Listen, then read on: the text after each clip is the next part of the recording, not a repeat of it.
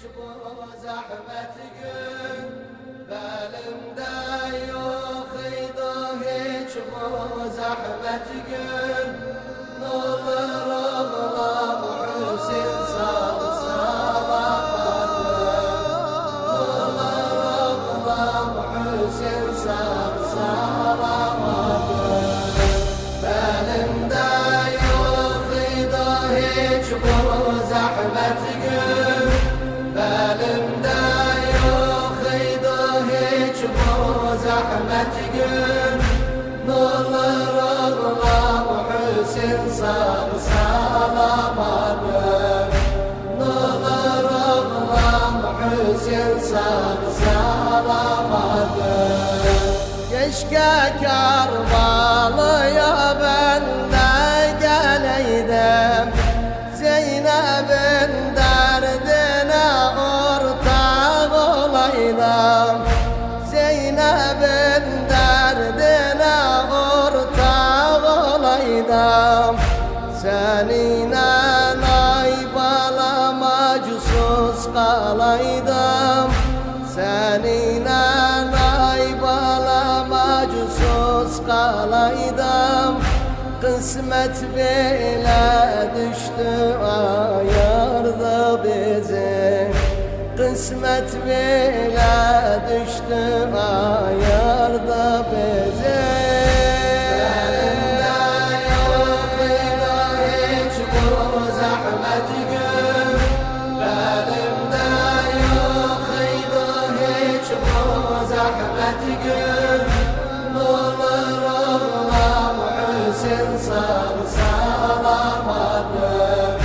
N'olur oğlam Hüseyin sağ salamadım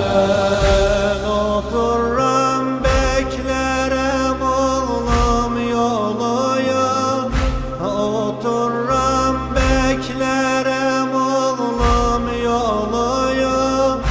Ayan olup bana billem halıyı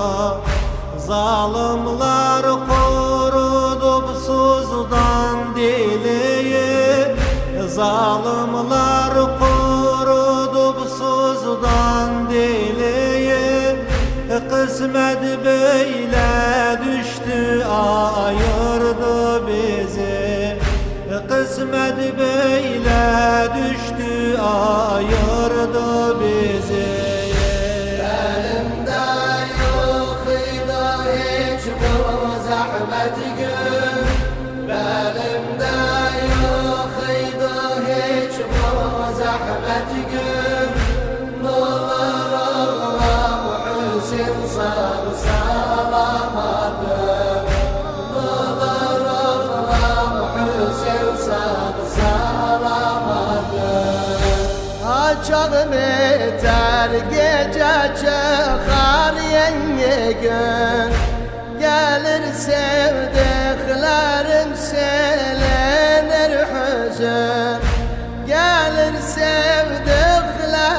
selenir hüzün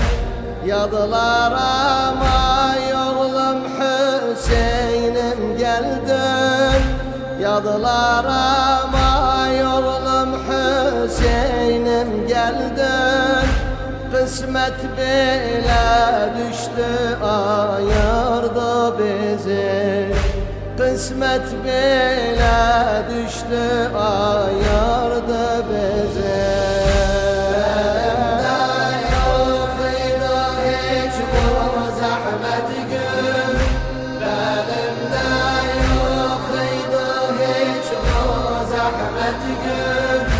N'olur oğlam Hüseyin sağ salamadım N'olur oğlam Hüseyin sağ salamadım Ay Kerbala yandı kül oldu canım Ay Kerbala yandı kül oldu canım Gitti uşaklarım boş kaldı yanım Torpağıyda öldü dört oğlum benim torpağı